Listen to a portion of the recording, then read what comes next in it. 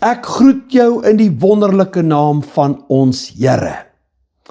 Nou, in die winter is my kantoor 'n bietjie te koud om in te sit en werk, so vandag se program neem ek op hier uit my ateljee uit. Ons word gekonfronteer met baie gevegte. Baie mense veg finansiële gevegte. Baie verhoudinge. Ander sit met geweldige siekte-uitdagings. Daar's emosionele uitputting. Daar's soveel gevegte waarin ons beland. Maar hier's die geheim wat ek vandag met jou wil deel. Die oorsprong van hierdie gevegte is 'n bose kragbron. En daai bose kragbron is 'n altaar. 'n Bose altaar is 'n geestelike platform, 'n patroon, herhalende probleme. En dit is dan die oorsprong van bloedlynvloeke, herhalende mislukkings, skielike onverklaarbare terugslae. Maar ek is so bly. Hebreërs 12 vers 29 sê, ons God is 'n verterende vuur. Want die vuur van die Here patch nie net nie. Die vuur van die Here vernietig.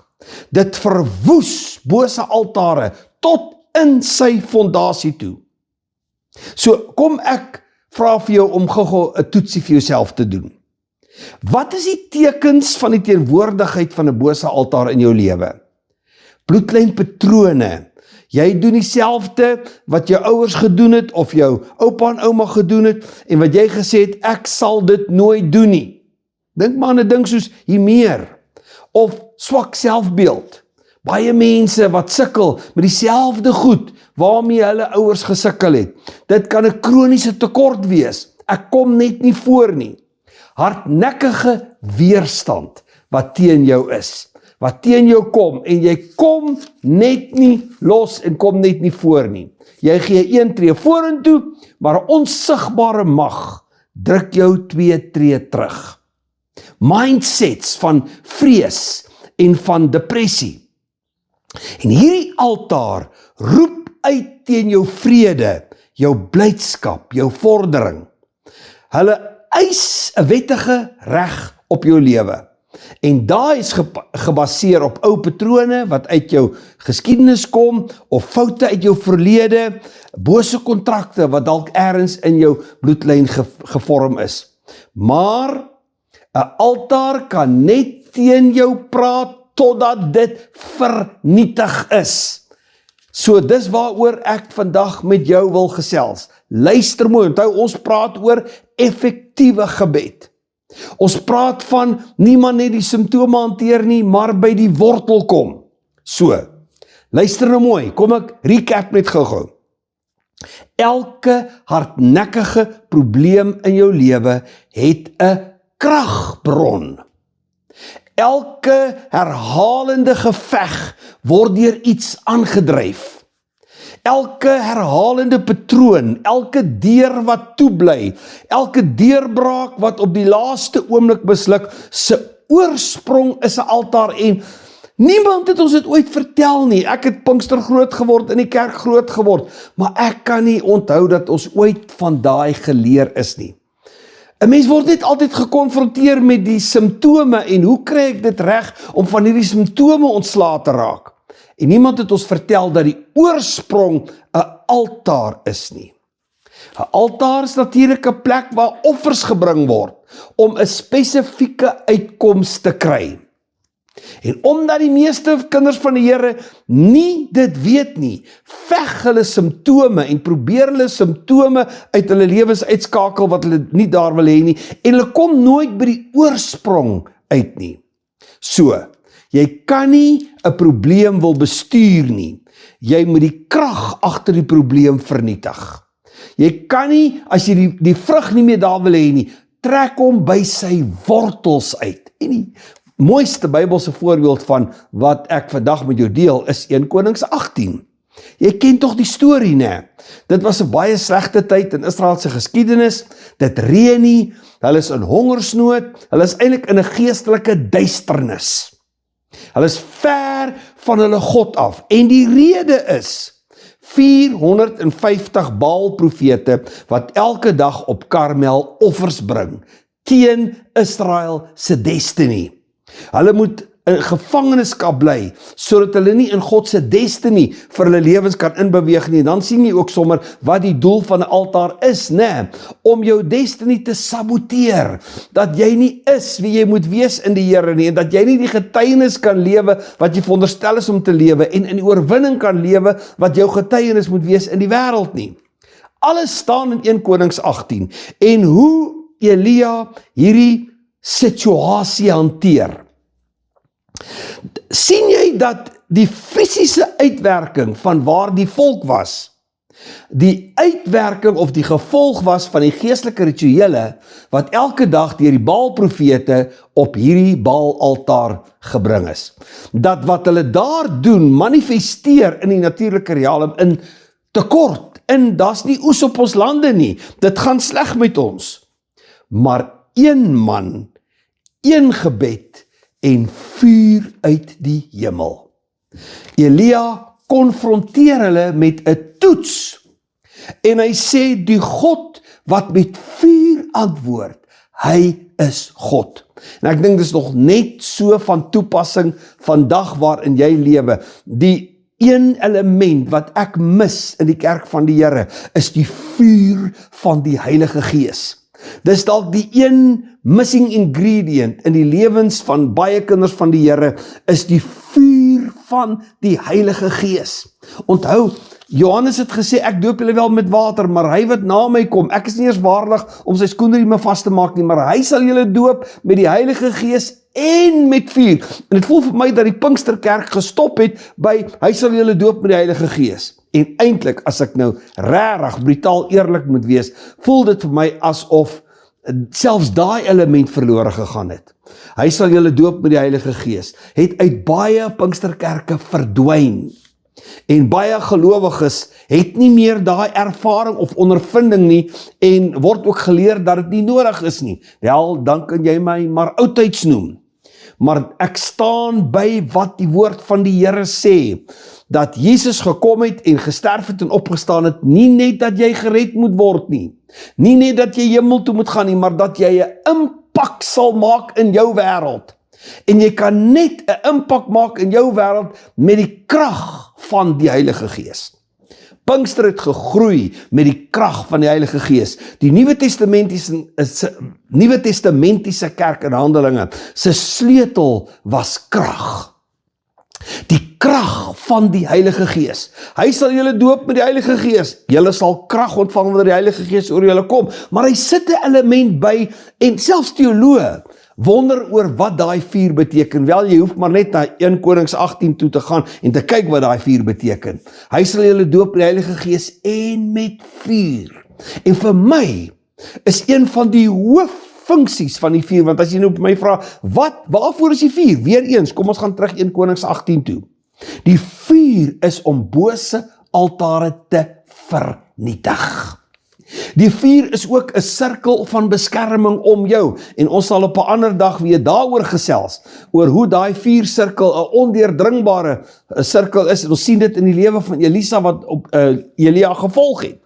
So, Elia daag hulle uit en sê, kom doen julle rituele, kom sê wat julle wil sê, kom doen wat julle wil doen, en dan sal ek bid, en die God wat met vuur antwoord, is God. Met ander woorde, wanneer jy bid, en jy bid effektief, moet daar 'n verandering kom.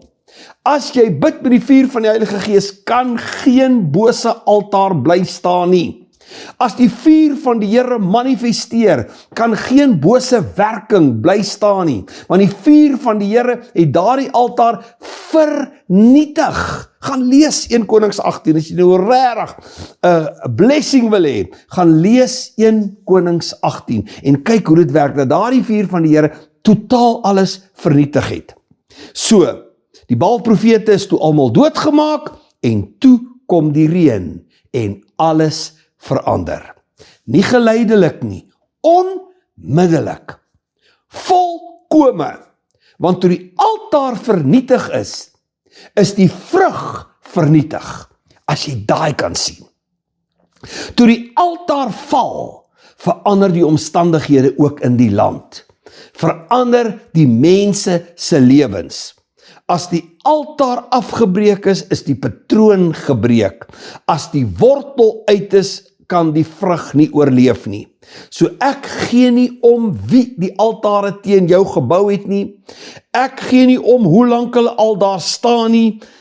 Die vuur van die Here is vanaand beskikbaar. Elia het nie met hulle geredeneer nie.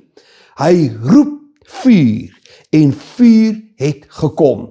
En dis wat ek vandag vir jou wil demonstreer, dat elke altaar teen jou, maar dan begin dit by, kyk nou na die lewe van Gideon, as jy nou wil sien hoe altare werk, dan kyk jy na die lewe van Gideon, gaan lees dit 'n slag. Dieselfde situasie, die volk van die Here is in armoede. Eintlik is dit 'n baie tragiese storie, want die Bybel sê elke keer net wanneer hulle oes ryp is, so hulle werk baie hard, hulle ploeg, hulle plant, en dis harde werk om te ploeg en te plant. En dan moet jy daai lande versorg en met die onkruid uit. Dis harde werk oor 'n hele seisoen. En dan groei daai oes tot by ryp word en dan kom die Midianiete en stroop hulle lande en hulle het niks vir hulle harde werk nie. Daar's so baie mense wie se storie daai is. Jy werk hard, maar jy het dan net niks om vir dit te wys nie. En hulle bly in tekort en hulle bly in armoede en hulle kom net nie deurgebreek nie. Dit spreek baie mense se toestand aan, dit spreek baie mense se situasie aan. En dan begin die Here praat met Gideon. En die Here roep Gideon om 'n verskil te maak. En dan die eerste ding wat hy moes doen, die wortel, en hy sê vir Gideon, breek die afgodsaltaar wat in jou pa se huis is af. Hoe belangrik is daai nie net nie? Want 'n altaar is 'n plek waar 'n bindende kontrak gesluit word. 'n Altaar is 'n plek waar 'n ruiltransaksie aangegaan word. 'n Altaar is 'n plek waar bose uitsprake bevestig word. En so 'n altaar was in Gideon se pa se huis. En die gevolg was dat die volk van die Here gestroop word elke keer wanneer hulle by oestyd kom. Die Here sê vir Gideon, breek eers die altaar in jou pa se huis af. Dis die eerste ding wat jy moet doen. So, identifiseer daai negatiewe patrone in jou lewe. Wat is die goed wat net nie wil los nie? Vat 'n pen man en vat jou joernaal en begin skryf. Wat is die goed wat jy net nie van kan loskom nie? Wat is daai herhalende patrone? Wat is daai goed wat in jou lewe is, wat in jou pa en jou ma se lewens was, of in jou oupa en jou ouma se lewens? En besluit vandag, daai altaar val. Daai altaar gaan ek vernietig. En ek gaan een gebed bid, die vuur van die Here. En dan sê die Here vir Gideon, nou bou jy vir my 'n altaar. Kan jy sien dat die bose kontrak vervang word met 'n nuwe kontrak? Dat daai uitsprake gekanselleer word deur nuwe uitsprake van 'n altaar wat vir die Here gebou word. Dit begin by, ek kom voor die Here en sê, Here, ek hoef nie langer hierdie goed te aanvaar nie. Ek hoef nie langer te sê, hierdie goed is net maar my lewe en ek kan niks daaraan doen nie. Die oorsprongse altaar. Partykeer word altare deur jou lewe gebou. Sonde wat jy in jou lewe toegelaat het 'n altaar gebou. Ander mense kan 'n altaar gebou het wat teen jou is. Waar het ook al vandaan kom, jy breek dit af en jy bou 'n altaar vir die Here. En ons gaan daai verklaring vandag maak. Elke altaar wat jy wil afgebreek, sal ons dit nou verklaar in die geesrealm. Gaan ons dit nou bid, gaan ons dit nou roep. So, kom ons maak net seker, want jy weet die een sleutel tot beantwoorde gebed is Matteus 6 vers 33. Die een sleutel tot effektiewe gebed is Matteus 6 vers 33 wat sê, soek eers die koninkryk van God en sy geregtigheid en al die ander dinge sal vir jou bygevoeg word. So, daar waar jy is, as jy nou kyk, is die eerste punt wat jy moet doen, is ondersoek nou jou eie lewe. Steek die hand in jou boesem, en as jy jou hand uittrek, kyk, wat sien jy? Onthou jy Moses se storie, toe hy sy hand uittrek, toe is dit malaats. So partykeer weet jy nie wat, of jy wil nie erken wat hier binne is nie. Jy is nie brutaal eerlik met jouself nie. En toe die Here vir Moses sê, steek jou hand in en uit is malaats. So in die gees, steek die hand in jou boesem, kyk wat is daar? As daar goed is wat jy moet bely, hier is baie ernstig julle. Hier is 'n baie, baie ernstige saak. So, vandag kan jy vrykom, op hierdie oomblik, nie môre nie, nie oormôre nie. Terwyl jy hierdie program kyk, kan jy nou vrykom. Maar hier begin dit. Jy steek die hand in jou eie boesem. As daar enige sonde in jou lewe is, bely dit. Bewustelik of onbewustelik, sê vir die Here, Here, ek bely alle bewustelike en onbewustelike sondes in die naam van Jesus. Maak my lewe skoon, was my in die bloed van die lam. Dawid se gebed wat sê, Here, in die message, sit my in die laundry, Here, en maak my skoon, Psalm 51, was my skoon, o Here. Dis waar het begin. Dan begin dit by 'n commitment. 'n commitment van, Here, ek wil hier opstaan en ek wil nie aanhou lewe soos ek gelewe het nie. Here, ek gaan nou my lewe aan U toewy. Ek wil nou my lewe vir U gee, Here. En help my dat ek nader aan U kan kom elke dag van my lewe. Help my dat ek kan groei nader en nader aan die Here. Dis waar het begin julle. En dan moet jy daai verhouding met die Here begin bou. Maar ons kan vandag begin. As jy nou gesê het, Here, was my, maak my skoon, Here. Ek wil gereed wees en ek wil nou hier ingaan in hierdie dimensie. As jy dit gedoen het, dan is jy nou gereed. En dan maak ek hierdie profetiese verklaring nou oor jou. Elke altaar teen jou vat vlam en word vernietig deur die vuur van die Here in die naam van Jesus. Elke altaar wat gekonnekteer is aan jou naam, wat gekonnekteer is aan jou bloedlyn, wat gekonnekteer is aan jou huwelik, wat gekonnekteer is aan jou finansies, wat gekonnekteer is aan jou gesondheid, wat gekonnekteer is aan jou toekoms, vat nou vlam en word vernietig deur die vuur van die Here in die naam van Jesus. Elke bose patroon in jou lewe eindig nou in die naam van Jesus. Elke bose siklus in jou lewe breek nou in die naam van Jesus. Van hierdie oomblik af is die droogte in jou lewe gebreek. Van hierdie oomblik af sal dit begin reën in jou lewe in die naam van Jesus. En die reën sal alle tekens verwyder wat altare aan jou gedoen het. Ek seël hierdie profetiese woord met die vuur van die Here in die naam van Jesus. En ek sal so graag jou getuienis hieroor wil hoor. Terwyl ek hierdie verklaring gemaak het, ek wil graag weet wat gebeur nou in jou lewe. Sal jy vir my 'n e-pos stuur na arendegebed@gmail.com. Ek wil graag jou storie hoor van wat in hierdie oomblik gebeur het. Kan ek jou vra om 'n tweede profetiese aksie te doen? Daai goed wat jy bly mee sukkel, daai ding wat jy net nie kan oorwin nie, daai Goliat in jou lewe wat jou bly bang maak, daai rooi see waar jy dink jy gaan nooit hierdeur kom nie, daai Jerigo mure wat jy nooit kan val nie, vat 'n stuk papier, vat 'n pen, skryf daai goed neer. Wees baie spesifiek, wat is daai Goliat se naam wat jou bang maak? Wat is daai rooi see se naam wat jy dink ek gaan nooit hierdeur kom nie? Wat is die naam van daai Jerigo muur wat jy dink nooit kan val nie? Skryf dit neer. En dan gaan jy dit voor die Here bring en jy gaan sê, Here, in die naam van Jesus bid ek nou die vuur van die Here. Vernietig elke een van hierdie toestande en situasies. In die naam van Jesus, die vuur van die Here, verteer dit. En jy moet dit in jou gees kan sien gebeur. Jy het mos daai goed se name nou voor jou. In jou gees moet jy dit sien gebeur. En dan vat jy 'n vuurhoutjie, die stokkies waarmee ons die braaivleisvure aansteek, gaan buitentoe waar dit veilig is, steek daai papier aan die brand en laat hy brand tot as. Die saak wat voor jou gestaan het, is nou verbrand tot as. Nou, as jy dit nou klaar gedoen het, vra ek, gaan vat nou daai as en maak dit weer 'n vel papier en kyk of jy dit kan doen. Jy sê dis onmoontlik? Wel, as die duiwel weer vir jou wil sê, Rooi See, Jerigo, Goliat, as hy weer vir jou so sê, dan sê hy vir hom, daai is verbrand deur die vuur van die Here.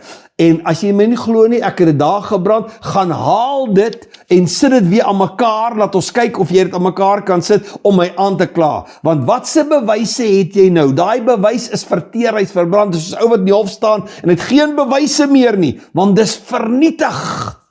Dis wat die vuur van die Here in jou lewe doen vandag. Selfs daai brandaksie, ek hoor asemrowende getuienisse waar ons dit doen, van mense wat vrykom van jare en jare se pyniging, en jare se bindinge, en hoe mense se lewens net loskom, en goed net wegval, as hulle hierdie eenvoudige profetiese aksie doen. Kan ek jou uitdaag, as jy sê, dis nou genoeg. As jy sê genoeg is genoeg, ek gaan nie langer hiermee sit nie, dan doen jy hierdie eenvoudige profetiese aksie en laat my weet, wat het gebeur, hoe het jy dit ervaar? Skryf vir my 'n e-pos na arendegebed@gmail.com.